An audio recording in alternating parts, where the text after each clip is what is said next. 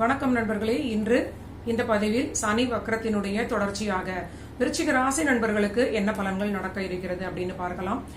இந்த சனி வக்ரத்தினுடைய நடக்கக்கூடிய காலகட்டம் ஜூன் மாதம் 29ஆம் தேதி 2024ஆம் ஆண்டு வக்ரகதி அடைய போகிறார். இந்த வக்ரகதி முடியக்கூடிய காலகட்டம் நவம்பர் மாதம் 14ஆம் தேதி வக்ரம் முடியக்கூடிய நிலையாக இருக்கிறது. இந்த வக்ரம் நடக்கக்கூடிய அந்த ராசி கும்ப ராசியிலேயே நடக்கக்கூடிய நிகழ்வாக இருக்க போகிறது. ராசி மாற்றம் இதில் இல்லை அப்படின்னு சொன்னாலும் கும்பத்தில் இருக்கக்கூடிய பூரட்டாதியில் வக்ரத்தை தொடங்கி சதய நட்சத்திரத்தில் ரிவர்ஸ் ஆக செல்லக்கூடிய நிலை வரை வக்ரகதி தொடரக்கூடிய நிலையாக இருக்கிறது. வக்ர நிவர்த்தி அடையும் பொழுது சதயத்தில் இருந்து நேர்கதிக்கு சென்று சதயத்தில் ஃபார்வர்டாக நகர்ந்து மீண்டும் பூரட்டாதிக்கு சனி வரக்கூடிய நிலை இருக்கிறது. இந்த அடிப்படையில் விருச்சிக ராசி நண்பர்களுக்கு இந்த வக்ரம் அடையக்கூடிய வீடு என்ன பலன்களை கொடுக்கிறது, இந்த சாரம் கொடுக்கக்கூடிய 2 கிரகங்களும் இந்த வக்ர காலகட்டத்தில் கோட்சாரத்தில் எந்தெந்த வீடுகளில் இருக்கிறார், இது விருச்சிகத்திற்கு என்ன பலன்களை கொடுக்க இருக்கிறது அப்படின்னு கோட்சாரத்தை மட்டுமே அடிப்படையாக வைத்து நம்ம பலன்களை பார்க்கலாம். விருச்சிக ராசி நண்பர்களுக்கு இயற்கையாகவே சனியுடைய மகர கும்ப ராசிகள் 3, 4 என்று சொல்லக்கூடிய 2 வீடுகளுக்கு உடையவராக வருகிறார். இதில் 3ஆம் வீட்டு சனி பெரிய நன்மைகளை கொடுக்க மாட்டார். ஏனென்றால் ஸ்திர ராசிக்கு 3ஆம் வீடு மாரக வீடு. இந்த 3ஆம் வீட்டில் மகர ராசியாக வரக்கூடிய அந்த வீட்டில் சனியுடைய வீட்டில் விருச்சிகத்தினுடைய அதிபதி செவ்வாய் கிரகமும் உச்சமடைகிறார்.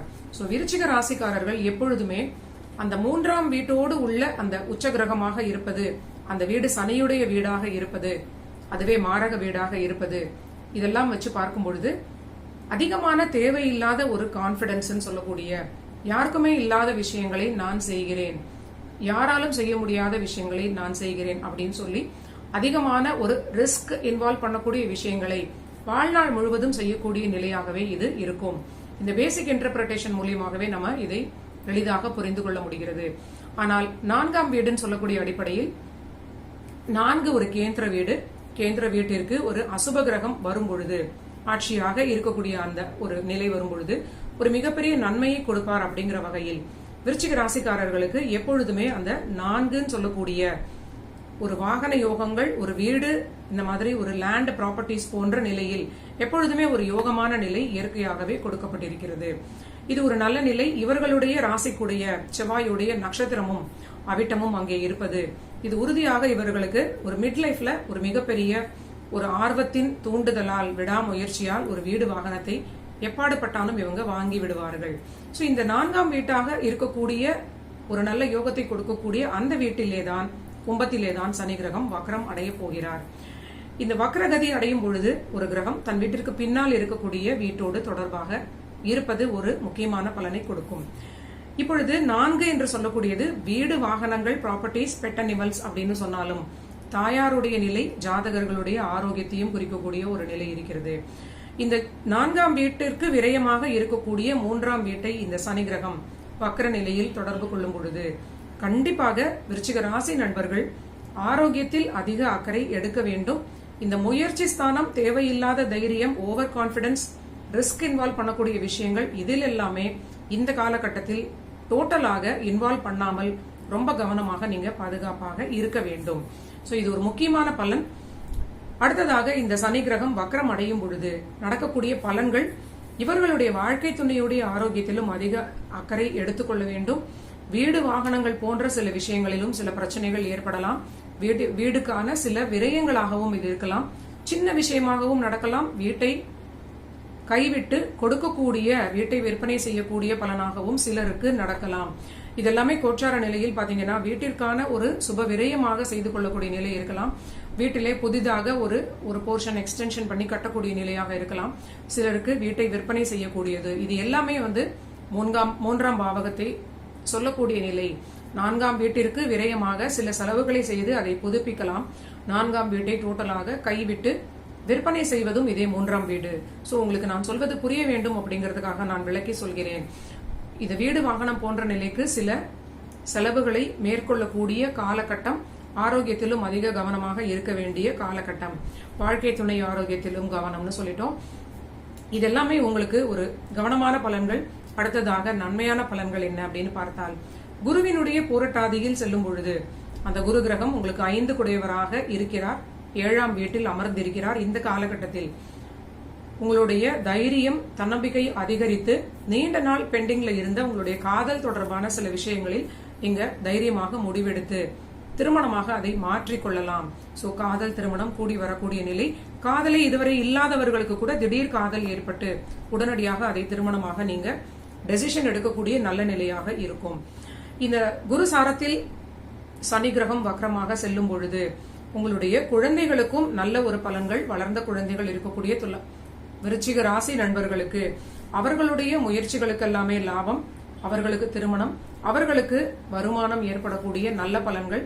சோ நல்ல மேன்மையான பொருளாதாரத்தில் ஏற்றம், குழந்தைகளுக்கு ஏற்றம், உங்களுக்கு முயற்சி வெற்றி, பூர்வீகத்திலிருந்து சில லாபங்கள் சில நண்பர்களுக்கு கிடைக்கலாம் அப்படின்னு சொல்லலாம். ஆனால் ஆரோக்கியத்தில் மிக மிக மிக அதிக கவனத்துடன் இருப்பது ரொம்ப நல்ல நிலை.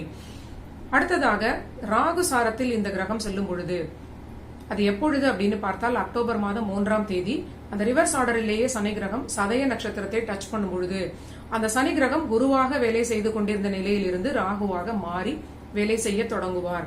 அந்த காலகட்டத்தில் ஓவர் கான்பிடன்ஸை கண்டிப்பாக தவிர்க்க வேண்டும். ராகு என்று சொல்லிவிட்டாலே ஓவர் கான்பிடன்ஸ் அப்படின்னு சொல்லக்கூடிய நிலை. அந்த ஓவர் கான்பிடன்ஸ் மனது என்று சொல்லக்கூடிய காலகட்டத்தில் இருப்பதனால் இந்த காலகட்டத்தில் நீங்க முடிவெடுக்கக்கூடிய எல்லா விஷயங்களிலும் சற்று கவனமாக இருப்பது ஒரு நல்ல பலன்களை கொடுக்கும், பாதுகாப்பை கொடுக்கும். சிலருக்கு இந்த காலகட்டத்தில் குழந்தை பாக்கியம் கிடைக்கும்னு சொல்லலாம். உங்களுடைய குழந்தைகளுக்கும் வளர்ச்சியான ஒரு நிலை அப்படின்னு சொல்லிட்டோம்.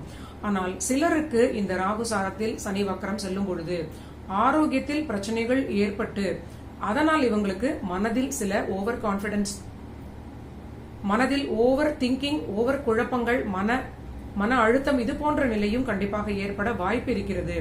ஏனென்றால் இந்த சாரம் கொடுத்த கிரகம் ராகுவாக இருக்கும் பொழுது அந்த ராகு நிற்கக்கூடிய வீடு மீண்டும் குருவாக இருப்பதனால் இந்த குரு கிரகம் பாதகாதிபதி சந்திரன் சாரத்தில் செல்வது சற்று தேவையில்லாத ஆரோக்கிய பிரச்சனைகளை கொடுப்பதற்கு அதிக வாய்ப்பு இருக்கிறது. சோ முதலில் இருந்தே இந்த சனி வக்ரம் தொடங்கும் பொழுதிலிருந்தே ஆரோக்கியத்தில் சின்ன சின்ன பிரச்சனைகள் இருந்தாலும் நீங்க நல்ல டாக்டர்ஸ் கிட்ட உங்களுடைய ஆரோக்கியத்தை பரிசோதனை செய்து கொள்வது ரொம்ப முக்கியமான ஒரு பாதுகாப்பை உங்களுக்கு கொடுக்கும். ஆன் த ஹோல் இந்த சனியுடைய வக்ரம் ஒரு நல்ல முயற்சிகளுக்கு வெற்றி, உங்களுக்கு நியாயமான, உங்களால் அச்சீவ் பண்ணக்கூடிய, உங்களால் ஒரு அஃபோர்ட் பண்ணக்கூடிய ஒரு முயற்சிகளாக இருந்தால், முக்கியமாக இது பணம் ரீதியிலாக இல்லாமல் உடல் உழைப்பால் ஏற்படக்கூடிய விஷயத்தில் உங்களுக்கு அஃபோர்ட் பண்ணக்கூடிய ஒரு முயற்சி, அதற்கு உங்களுக்கு நல்ல லாபம் கிடைக்கும். ஆனால் இழுத்து போட்டுக் கொள்ளக்கூடிய எந்த விஷயமும் மிகப்பெரிய ஹெல்த் டேமேஜை உங்களுக்கு கொடுத்து விடும். 3ஆம் வீட்டில் வந்து இருந்து மீண்டும் 4ஆம் வீட்டிற்கு அந்த சனி கிரகம் செல்லும் பொழுது நேரடியாக அர்த்தாஷ்டம சனியாக மீண்டும் அதிக தொல்லைகளை கொடுக்க வாய்ப்பு இருக்கிறது. முடிந்தவரை வயதானவர்களை வீட்டில் வைத்துக் கொண்டிருக்கக்கூடிய நண்பர்கள், வயதானவங்க விருச்சிக ராசியில் இருக்கிறவர்களாக இருந்தால் ரொம்ப கவனமாக அவர்களை பார்த்துக் கொள்ள வேண்டும். ஓரளவிற்கு இது நல்ல நிலை அப்படின்னு சொன்னாலும் இது மாரகஸ்தானத்தோடு தொடர்பு கொள்வதனால் தேவையில்லாத ரிஸ்க் எடுக்காமல் நீங்க ரொம்ப பாதுகாப்பான சேஃபர் ஜோன்ல இருப்பது மட்டுமே உங்களுக்கு ஒரு லாங் ரன்ல உங்களுக்கு நன்மை அளிக்கும் அப்படின்னு சொல்லக்கூடிய பலனாக எனக்கு தோன்றுகிறது. நன்றி நண்பர்களே. இதுதான் ஜூன் மாதம் 29ஆம் தேதி முதல் நவம்பர் மாதம் 14ஆம் தேதி வரை கும்பராசியிலேயே வக்ரமடையக்கூடிய சனி கிரகத்தினால் விருச்சிக ராசி நண்பர்களுக்கு 2024ஆம் ஆண்டு நடக்கக்கூடிய பலன்கள். நீங்க எல்லோரும் என்னுடைய சேனலை சப்ஸ்கிரைப் பண்ணிட்டு தொடர்ந்து பாருங்க. அடுத்த பதிவுகளில் சனி வக்ரத்தினுடைய பலன்கள் அடுத்தடுத்த ராசிகளுக்கு பார்க்கலாம்.